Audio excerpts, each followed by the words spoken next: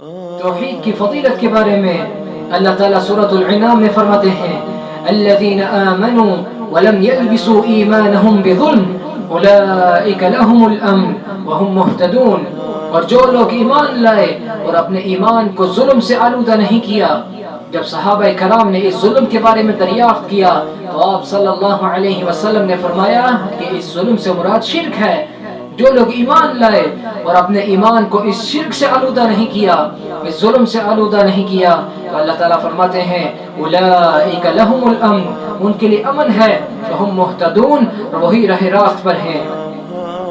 اللہ تعالیٰ کے ہاں توحید کا بہت بڑا ثواب ہے، اور صرف ثواب ہی نہیں بلکہ عقیدہ توحید گناہوں کا کفارہ بھی ہے۔ کیسے؟ حضرت عبادہ بن صامت رضی اللہ عنہ سے مروی ہے کہ پیارے پیغمبر صلی اللہ علیہ وسلم نے فرمایا من شہد ان لا الہ الا اللہ وحدہ لا شریک لہ وان محمدا عبدہ ورسولہ وان عیسی عبد اللہ ورسولہ وکلماتہ القاها الى مریم وروح منہ والجنة الحق والنار حق ادخلہ اللہ الجنة على ما كان من العمل، رواہ بخاری و مسلم۔ آپ صلی اللہ علیہ وسلم فرماتے ہیں کہ جو شخص اس بات کی گواہی دے کہ اللہ کے سوا کوئی معبود نہیں، کوئی عبادت کے لائق نہیں، کوئی سجدے کرنے کے لائق نہیں، کوئی رکوع کرنے کے لائق نہیں، وہ اکیلا ہے،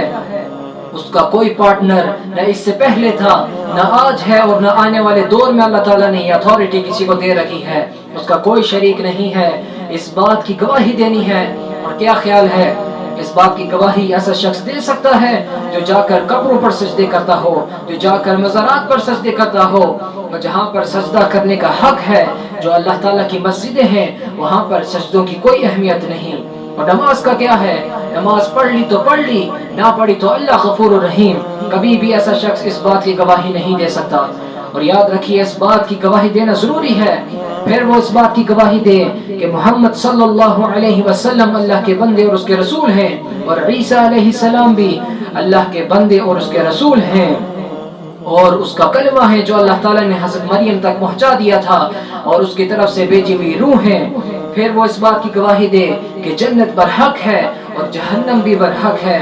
ایسے شخص کے لیے آپ صلی اللہ علیہ وسلم فرماتے ہیں ادخلہ اللہ الجنت علی ما کان من العمل، تو اللہ تعالیٰ ایسے شخص کو بہرحال جنت میں داخل کرے گا، خواہ اس کے اعمال کیسے ہی ہوں۔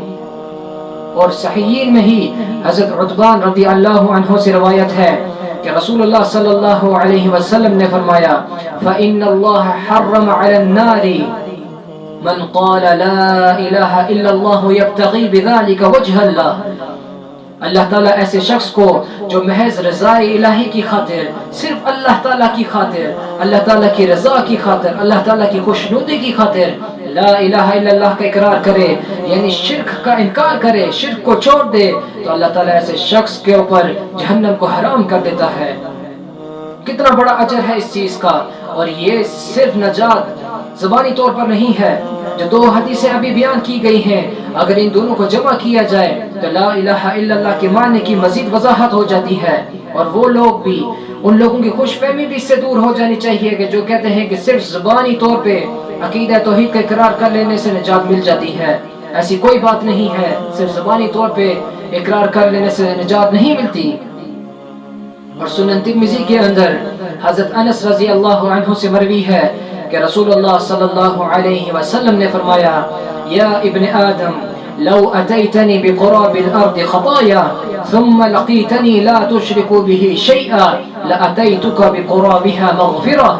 اے آدم کے بیٹے اگر تو زمین بھر کر میرے پاس گناہوں کی لے کے آئے، پھر تو اس حال میں مجھ سے ملے، پھر تیری اور میری ملاقات اس حال میں ہو کہ تو نے میرے ساتھ کسی کو شریک نہ ٹھہرایا ہو، تو میں اسی کے برابر تیرے پاس مغفرت اور بخشش لے کر آؤں گا۔ یہ کون کہہ رہا ہے؟ اللہ تعالیٰ کہہ رہا ہے، اور اللہ تعالیٰ کے وعدے سچے ہوا کرتے ہیں۔ قرآن کریم ہمیں کیا بتاتا ہے؟ قل صدق اللہ، کہو اللہ تعالیٰ نے جو کچھ فرمایا سچ فرمایا۔ فاتبعوا ملت ابراہیم حنیفا، تم سب مل کر ابراہیم علیہ السلام کے دین کی، ان کے طریقے کی پیروی کرو۔ وما کان من المشرکین، اور ابراہیم علیہ السلام شرک کرنے والوں میں سے، مشرکوں میں سے نہ تھے۔ حضرت ابو سعد خدری رضی اللہ عنہ روایت کرتے ہیں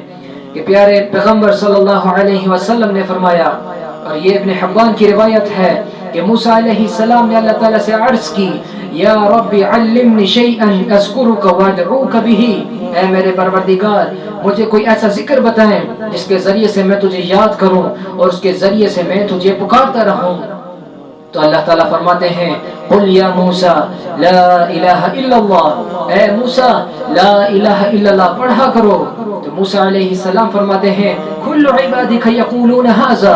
اے میرے رب یہ کلمہ تو تیرے سارے بندے ہی پڑھتے ہیں۔ تو اللہ تعالیٰ کیا فرماتے ہیں، یا موسیٰ لو ان السماوات السبع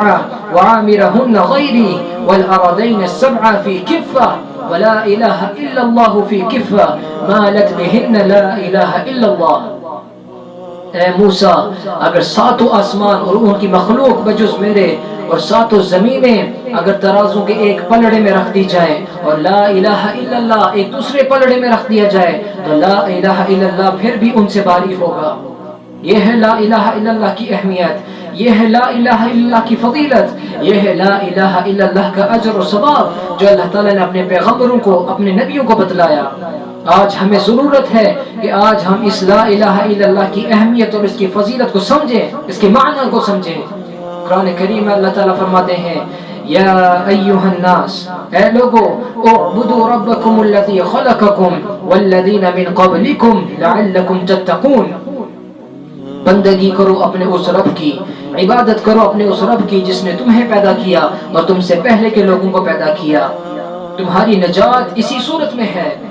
اللہ تعالیٰ فرماتے ہیں کہ تم اگر نجات پانا چاہتے ہو قیامت کی ہولناکیوں سے، جہنم کے عذاب سے بچنا چاہتے ہو، تو اس کی شرط ایک ہی ہے کہ تم اپنے خالق اور مالک اور رازق کو پہچان لو، صرف ایک اللہ تعالیٰ کی عبادت کرو۔ تو اللہ تعالیٰ فرماتے ہیں کہ نجات کا راستہ صرف یہی ایک راستہ ہے۔